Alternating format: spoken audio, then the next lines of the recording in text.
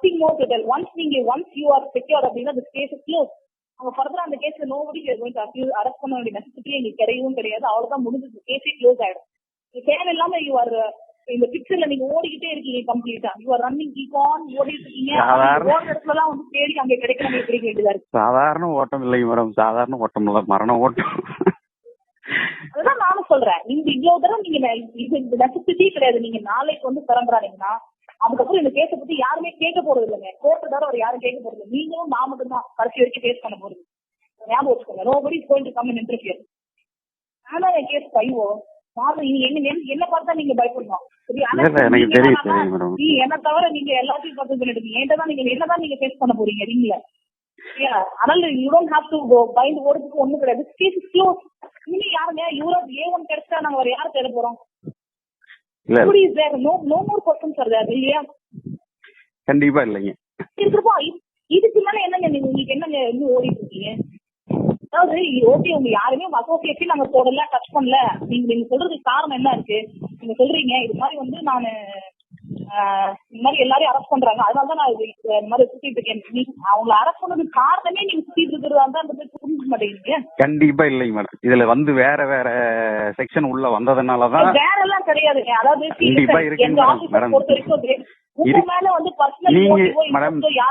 உங்களுக்கு இல்லைங்க மேடம், எனக்கு தெரியும். நான் அதனாலதான் உங்ககிட்ட பேசிட்டு இருக்கேன். உங்களுக்கு இல்ல, 100% இல்ல, எனக்கு தெரியும். நீங்க லீகலா செயல்படுறீங்க. ஒரு சில விஷயங்கள் அது நான் சொன்ன மாதிரி அது போலீஸ் அப்படிதான் செயல்பட்டு ஆகணும். அதுல எல்லாம் எனக்கு எந்த வருத்தமும் கிடையாது.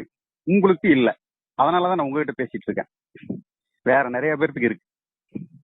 அதான் என்னால ஆதாரப்பூர்வமா சொல்ல முடியும். வித் ஆடியோ ரெக்கார்டோட என்னால நிரூபிக்க முடியும். வித் ஆடியோ ரெக்கார்டோட நிரூபிக்க முடியும் என்னால.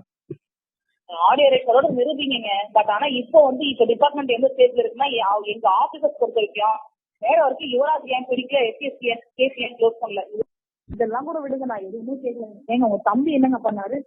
அவனுக்கு இதுல எதுவுமே தெரியாது. என்ன குருவினா அவனுக்கு எதுவுமே தெரியாது. எதுவுமே தெரியாது. சரி, உங்க தம்பி உள்ள இருக்கு, உங்களுக்கு கஷ்டப்படும். அவங்க தம்பி வயசு கஷ்டப்பட்டு இருக்காங்க. அந்த பொண்ணோட வாழ்க்கை நாசமா போயிருக்கு. அது டெய்லி அழுகுது, போனாலே அழுகுது, பார்த்தாலே அழுகுது. மேடமும் நானும் பேசுனதை கேட்டிருப்பீங்கன்னு நினைக்கிறேன். இதுல நீங்க வந்து என்னென்ன தகவல் இருக்கு அப்படிங்கறத விசாரணை அதிகாரியாக இருக்கக்கூடிய சிபிசிஐடி எஸ்பி அவர்களும் அதுல இருக்கக்கூடிய விசாரணை அதிகாரிகளும் அதுல நீங்க வந்து பரிசீலனை பண்ணிக்கங்க. இதுல இருக்கணும் என்னுடைய ஒரு சில பாயிண்ட்ஸ் நான் சொல்றேன். நீங்க ஸ்டார்டிங்ல எடுத்த உடனேயுமே அவங்க சொல்றாங்க நான் பிரஷர் அனுபவிக்கிறேன் ஒன்னு, ரெண்டாவது நான் பயங்கரமான மென்டல் டென்ஷனுக்கு உள்ளாயிருக்கிறேன் அப்படிங்கிற 2 வார்த்தையும் நீங்க மிக முக்கியமா இதுல வந்து நான் கோடிட்டு காட்ட விரும்புறேன். அடுத்து 6 பேருக்கு வந்து குண்டாஸ் போடவே கூடாதுன்னு நான் ஃபைட் பண்ணிட்டு இருக்கேன் என்னோட சுப்பீரியர் கிட்ட அவர் சொல்றாரு. இதுல நீங்க உங்களுக்கு தெரியும், ஒரு விசாரணை அதிகாரி தான் டிசைட் பண்ணணும் குண்டாஸ் போடலாமா, அந்த இதுக்கு தகுதியானவங்களான்னு. இவங்க ஃபைட் பண்றாங்கன்னா யார் அந்த நிர்பந்தத்தை கொடுக்கறது? கீழ இருக்கிற எஸ்ஐயாவா இல்ல இன்ஸ்பெக்டரா? சுப்பீரியர் அவங்க யாரு? டிஸ்ட்ரிக்ட் சுப்பீரியர் யாரு? எஸ்பி. இதுல இருந்தே நான் சொன்னது எல்லாமே உண்மைன்னு உங்களுக்கு புரிய வரும். அடுத்து நான் அவங்க கிட்ட கேட்கிறேன், நான் சரணடைய தயாரா இருக்கிறேன், வழக்கு உங்க கட்டுப்பாட்டில் இருக்குதா அப்படின்னு சொல்றப்ப அவங்க போல்டா சொல்ல முடியல. அவங்களால போல்டா இல்ல, பேச்சுக்கு கூட சொல்ல முடியல. இந்த வழக்கோட விசாரணை அதிகாரி நான் தான், வழக்கு என் கட்டுப்பாட்டில் இல்லாம யார் கட்டுப்பாட்டில் இருக்கும், என்ன நீங்க பேசுறீங்கன்னு அவங்க ஒரு வாரத்தை கூட கேட்கல. இதுல இருந்தே என்ன தெரியுது? வழக்கு அவங்க கட்டுப்பாட்டில் நடக்கவே இல்லைங்கிறது சுத்தமா தெரியுது. இன்னொன்னு, கொலை வழக்கு சம்பந்தம் இல்லாம இந்த செயல்பாடுகள் இருக்கு அப்படின்னு சொல்லி நான் பேசுறேன். இல்ல, அப்படி எதுவுமே இல்லைன்னு அவங்க ஆணித்தரமாவோ ஒரு பெயரளக்கோ கூட மறுக்கல. அதையும் நீங்க வந்து இதுல நான் சுட்டி காட்ட விரும்புறேன். இன்னொன்னு, நான் கிடைக்காதனாலதான் இத்தனை நடவடிக்கை எடுக்கப்பட்டதுன்னு அவங்களே அவங்க வாயால சொல்றாங்க. இப்போ நான் கிடைக்கல அப்படின்னா இந்த மாதிரி நடவடிக்கைகளை எடுக்கலாமா கொலை வழக்குல? எனக்கு தெரியல. விசாரணை அதிகாரி நீங்க தான் பார்க்கணும். இதையும் நான் கோடிட்டு காட்ட விரும்புறேன். என்னோட வீட்டுக்காரிய என்ன ரிமாண்ட் பண்ணியே ஆகணும் அப்படின்னு சொல்லி ஏகப்பட்ட பிரஷர் மேல இருக்குங்கிறத நான் சொல்றேன். அவங்களும் அதை வந்து மறுக்கல. இப்ப கந்தசாமியை வந்து கொண்டு போய் வச்சு அத்தனை நான் சொல்றக்குள்ள கந்தசாமி அடி வாங்கினதுக்கு என்ன நியாயம் இருக்கு அப்படின்னு கேட்கிறேன். அவங்க அதை கந்தசாமி எங்க கொண்டு வந்து வச்சு அடிச்சோம், ஆனந்த இப்ப நாங்க லாரியோட பிடிச்சோம், இல்ல ஆனந்த் நான் நியாயமா உங்களுக்கு உதவுனதுனாலதான் பிடிச்சோம், இல்ல ஜெகதீஷ் அப்படிதான் பிடிச்சோம். ஜெகதீஷ்ங்கிறது இதுல சீன்லயே வரல, அது வந்து அவுட் ஆஃப் சிலபஸ் இருக்காரு. இவ ஜெகதீஷ் மாதிரி 1000 ஜெகதீஷ் இருக்காங்க, அதை நான் காட்டுறேன் ஆதாரத்தோட. இந்த மாதிரி எதையுமே அவங்க மறுக்கல. ரெண்டாவது, நீங்க வந்து சரண்டர் ஆயிட்டீங்கன்னா இனிஷியேட் பண்ண அத்தனை குண்டாசையும் நான் உடைச்சிடுறேன் அப்படிங்கிறாங்க.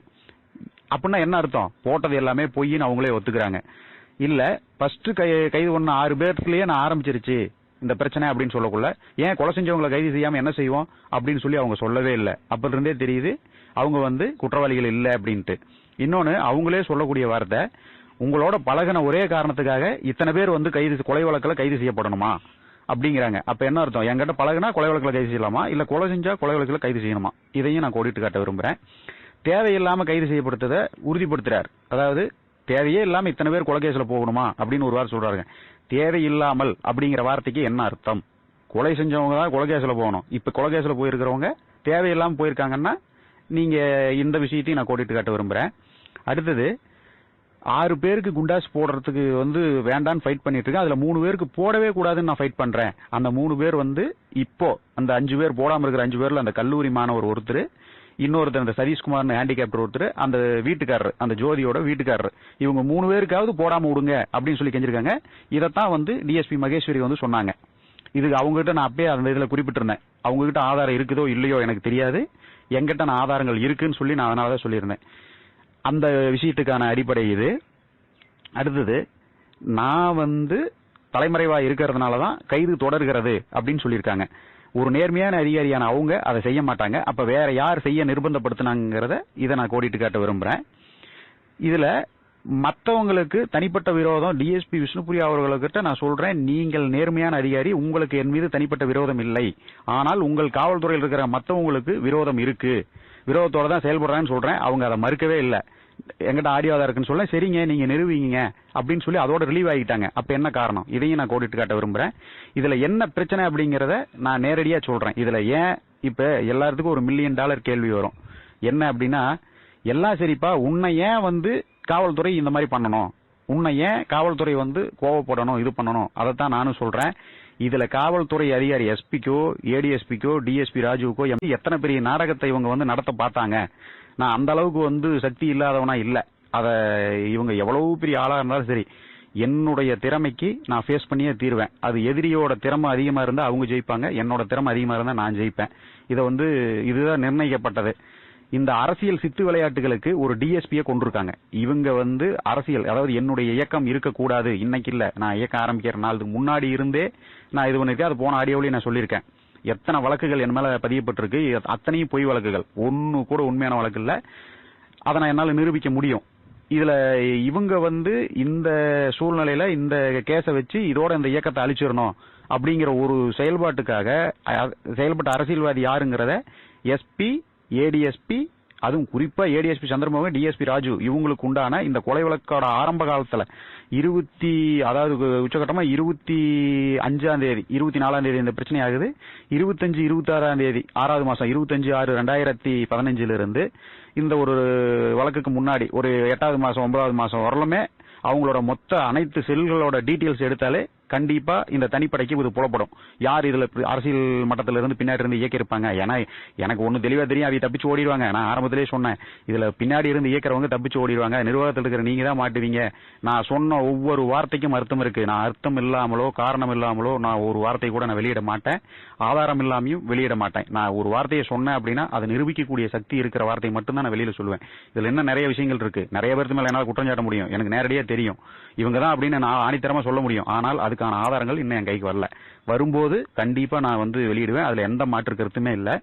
இதுல வந்து இந்த சரி, அதை நம்ம தனியா இது பண்ணுவோம். இந்த விஷயத்துல டிஎஸ்பி வந்து எந்தெந்த விதத்துல வந்து பாதிக்கப்பட்டாங்க, எந்தெந்த விதத்துல வந்து இது பண்ணாங்க அப்படிங்கறத இந்த ஸ்பீச் மூலியமா நீங்க தெரிஞ்சுக்கலாம். இதுல இன்னொரு கேள்வி, இதுல டிஎஸ்பி விஷ்ணுபிரியா ஏன் தற்கொலை பண்ணிக்கணும், அது ஒரு முக்கியமான கேள்வி. இந்த இதுல எந்த விதத்துல அவங்க பாதிக்கப்பட்டாங்க அப்படிங்கறத நான் சொல்றேன். டிஎஸ்பி விஷ்ணுபிரியாவை பத்தி ஒரு விஷயம், ஒரு நிமிஷம் அவங்களோட குணநலன் பத்தி சொல்லிடலாம். நான் அறிந்தவரை அவங்க ஃப்ரெண்ட்ஸ், அவங்க எல்லாமே, அவங்க ஃப்ரெண்ட்ஸ் பத்தி இதுல பேச தேவையில்ல. அவங்க வந்து உண்மையாவே மன ரீதியாகவும் சரி செயல்பாடு ரீதியாகவும் சரி மிக மிக மிக சுத்தமானவங்க. அவங்க சொன்னாங்க இல்லையா, அந்த ஒரு டிஎஸ்பி ஒருத்தங்க சொன்னாங்க, அவங்க வந்து ₹1 டீ வாங்கி குடிக்கல அப்படின்னு. டீ வாங்கி குடிக்காதது மட்டுமல்ல, ஒரு இல்லாதவன், ஒரு கஷ்டப்படுறவன் அப்படின்னா இவங்களா ஒரு 1000, 500 ஒரு கீழ அதிகாரி, இவங்களுக்கு கீழே இருக்கிற அதிகாரிக்கு ஏதாவது ஒண்ணுனா கூட உடனடியா இவங்க கை காசை போட்டு பண்ணிருக்காங்க. அந்த அளவுக்கு வந்து ஒரு இலகின மனசுக்காரங்க. அது மட்டும் இல்ல, தன்னுடைய பணியில தன்னுடைய இதுல முழுக்க முழுக்க நேர்மையா இருக்கணும், தான் வந்து ஒரு ஆனஸ்டா இருக்கணும் அப்படின்னு சொல்லி நினைச்சு டியூட்டிக்கு வந்த ஒரு நபர் இவங்களோட அத்தனை தாண்டவத்திலையும் வந்து அழிக்க முடியாத தாங்க முடியாத மன உளைச்சலுக்கு உள்ளா இருப்பாங்களா மாட்டாங்களாங்கிறத நீங்களே முடிவு பண்ணிக்கங்க. பொதுமக்களாகிய நீங்களே முடிவு பண்ணுங்க. ஒரு நேர்மையா இருக்கணும்னு நினைக்கிறவங்கள பயன்படுத்தி ஒரு கொலை வழக்குக்கு சம்பந்தமே இல்லாதவங்களை குற்றவாளிகளை கைது செஞ்சது மட்டும் அல்லாம அவங்க கண்ணு முன்னாடியே அவங்க ஸ்டேஷன்ல கொண்டு வந்து வச்சு ஏகப்பட்ட பேர்த்தை அடிச்சு சித்திரவதை பண்ணதை பார்த்து அவங்க மனசு எந்த அளவுக்கு இப்ப தான் விசாரணை அதிகாரியா இருக்கக்கூடிய வழக்குல இத்தனை பேர் சித்திரவதை அனுபவிக்கிறத தன்னால ஒன்னும் தடுக்க முடியலையே அப்படிங்கிற ஒரு ஆதங்கம் எந்த அளவுக்கு இருந்திருக்கும். இதுல உச்சகட்டமா நீங்க செய்தித்தாள்ல மத்ததுல கூட ஒரு செய்தி வெளிவந்தது, என்னுடைய மனைவிக்கு அவங்க வந்து தற்கொலை செஞ்சுக்க வேண்டாம்னு கவுன்சிலிங் கொடுத்தாங்கன்னு. டிஎஸ்பி ராஜு தலைமையிலான தனிப்படை போலீசாரும் ஏடிஎஸ்பி சந்திரமோகன் தலைமையிலான போலீசாரும் எங்க குடும்பத்துக்கு என்னுடைய பேரவை சம்பந்தப்பட்ட குடும்பத்துக்கு கொடுக்கப்பட்ட டார்ச்சர், பேசிய வார்த்தை அளவில்லாதது, எந்த ஒரு அச்சுலியும் ஏத்த முடியாது, அந்த கொடுமையை விவரிக்க முடியாது, அந்த அளவுக்கு இவங்க டார்ச்சர் கொடுத்தாங்க. இதுல இதை எல்லாத்தையும் நேர்கூட பார்த்தவங்க ஒரு கட்டத்துக்கு மேல என்னுடைய மனைவியை வந்து என்னுடைய அன்னைக்கு இறப்புக்கு காரணமா இருந்தேன்னா துணியை துவைச்சு போட்டதா சொல்லி வழக்கு பதிவு பண்ண சொல்லி கிட்டத்தட்ட 20 நாளா 25 நாளா பிரஷர், அவங்களுக்கு அடக்க முடியாத பிரஷர் பண்ணியே ஆகணும்னு டார்ச்சர். அந்த இதுல ஒரு ஸ்டெப் அவங்க எடுக்க போகக்குள்ள நம்ம தரப்புல இருந்து கொஞ்சம் பேர் போயிட்டு இந்த மாதிரி பண்ணக்கூடாதுன்னு பிரஷர் கொடுக்கவும் உச்சகட்டமா என்னுடைய மனைவி வந்து மற்ற பத்திரிகைகள் வந்துச்சு, என்னால டார்ச்சர் தாங்க முடியல, இதுக்கு மேல நான் சூசைட் பண்ணிக்க போறேன், எனக்கு வேற வழியே தெரியல அப்படிங்கறத உண்மையாவே அந்த கிட்டத்தட்ட அந்த நிலைமைக்கு போயிருச்சு. இவங்க வீட்டுக்கு போய் உட்காந்து தெளிவா உத்தரவாதம் கொடுத்திருக்காங்க, இந்த வழக்குக்கு நான் தான் ஐயோ, உன்னை எந்த விதத்திலையும் நான் கைது செய்ய மாட்டேன், உனக்கு இது எதுவுமே தெரியாதுங்கிறது சத்தியமா எனக்கு தெரியும். ரெண்டாவது, அவர் வெளியே போன வாட்டி உங்ககிட்ட ஒரு வார்த்தை கூட பேசலைங்கிறது எனக்கு தெரியும், என்ன நம்புங்க, நான் உங்களை எதுவும் செய்ய மாட்டேன், கைது செய்ய மாட்டேன், என்ன மீறி யாரும் உங்களை கைது செய்ய முடியாது, நீங்க இந்த மாதிரி ஒரு துர்பாகியமான முடிவு எடுத்துறீங்க, குடும்பம் இருக்கு, குழந்தை இருக்கு, நீங்க இதை பாருங்க, அவர் என்ன வழக்கு தானே போட்டாங்க, நாங்க தானே போட்டிருக்கோம், அவர் வந்துருவாரு, சரணடைய சொல்லுங்க, ஒன்னும் பிரச்சனை இல்ல, அவரு ஜாமீன்ல வந்துடட்டும், ஏன் சரணடையாம இருக்கிறதுனால இத்தனை பிரச்சனை, நீங்க வந்து கண்டிப்பா தைரியமா இருங்க, உங்களுக்கு எந்த விதத்திலையும் வந்து நான் தொந்தரவு பண்ண மாட்டேன்னு சத்தியம் பண்ணி கொடுத்துட்டு போயிருக்காங்க. அதுக்கப்புறம் தான் இது கொஞ்சம் தெம்பு தேறி இருந்திருக்கு. இந்த சூழ்நிலையில அவங்களை கைது பண்ண முடியுமா முடியாதாங்கிற இறுதி கட்டத்துக்கு வரக்குள்ள இவங்களால தாங்க முடியாத பிரஷர், நம்ம இத்தனை உத்தரவாதத்தை கொடுத்துட்டு வந்து நம்மளே போய் கைது பண்ணோம்னா அந்த புள்ள உயிரோட இருக்குமா இருக்காதா, தன்னால ஒரு குடும்பம் அழியணுமா அப்படிங்கிற ஒரு மன அழுத்தம் இதுல சத்தியமாக உண்டு. ஆதாரத்தோட சாட்சிகளோட என்னால் நிரூபிக்க முடியும்.